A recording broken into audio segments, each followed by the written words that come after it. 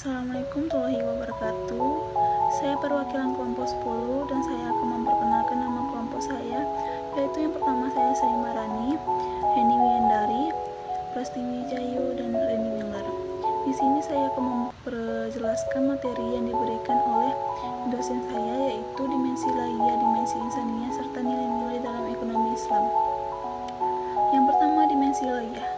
Secara hakiki, nilai laia merupakan nilai yang memiliki dasar kebenaran yang paling kuat dibandingkan dengan nilai lainnya. Nilai ini bersumber dari kebenaran tertinggi yang datangnya dari Tuhan, berikut nilai insaniah atau produk budaya, yakni nilai yang lahir dari budaya masyarakat baik secara individu maupun kelompok. Selain nilai-nilai ilahiyah, nilai-nilai insaniah juga perlu diajarkan pada anak tentang nilai budaya luhur atau insaniah. Sesungguhnya kita dapat mengetahui secara akal sehat mengikuti hati nurani kita.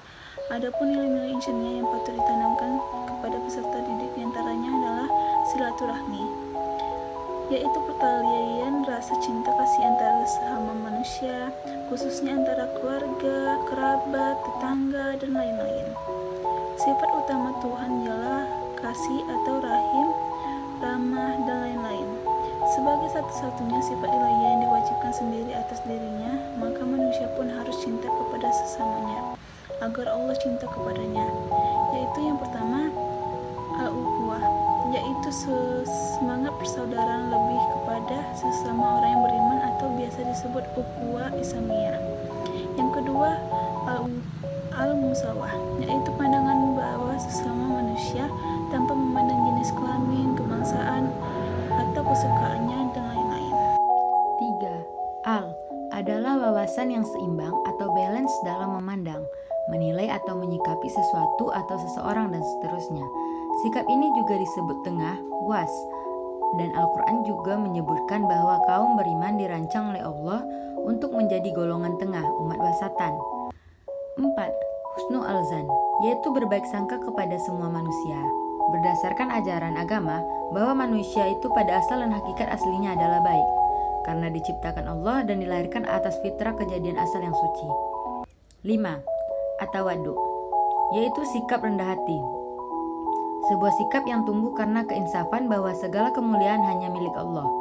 Maka tidak sepantasnya manusia mengklaim kemuliaan itu kecuali dengan pikiran yang baik, yang itu pun hanya Allah yang menilainya.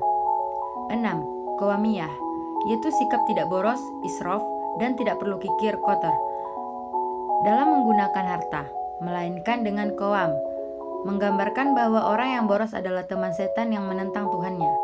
7. Al-munfikun, yaitu sifat kaum beriman yang memiliki kesediaan yang besar untuk menolong sesama manusia, terutama mereka yang kurang beruntung, fakir, miskin, dan terbelenggu oleh perbudakan dan kesulitan hidup lainnya.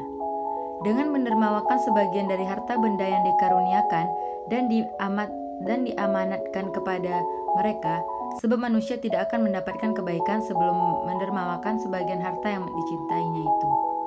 Baiklah, saya akan melanjutkan presentasi ini. B. Dimensi insaniah. Dimensi insaniah adalah dimensi yang berhubungan antara manusia dengan manusia.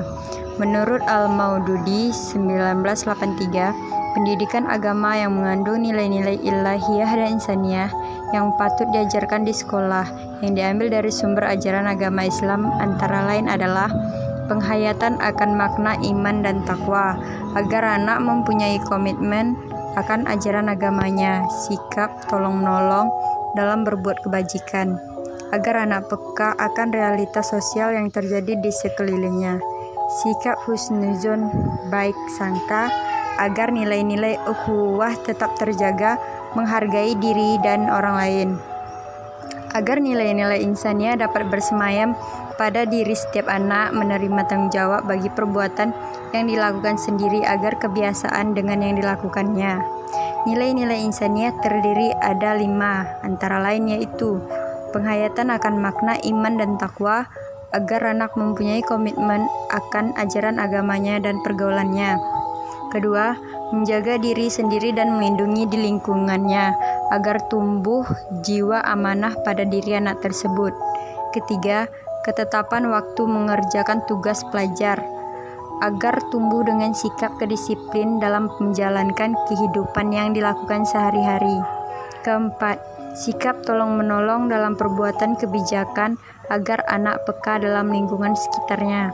Dan yang kelima, menerima tanggung jawab bagi perbuatan yang dilakukan sendiri agar tumbuh kesadaran bahwa segala amal perbuatan selalu mempunyai efek kebaikan dalam hidupnya.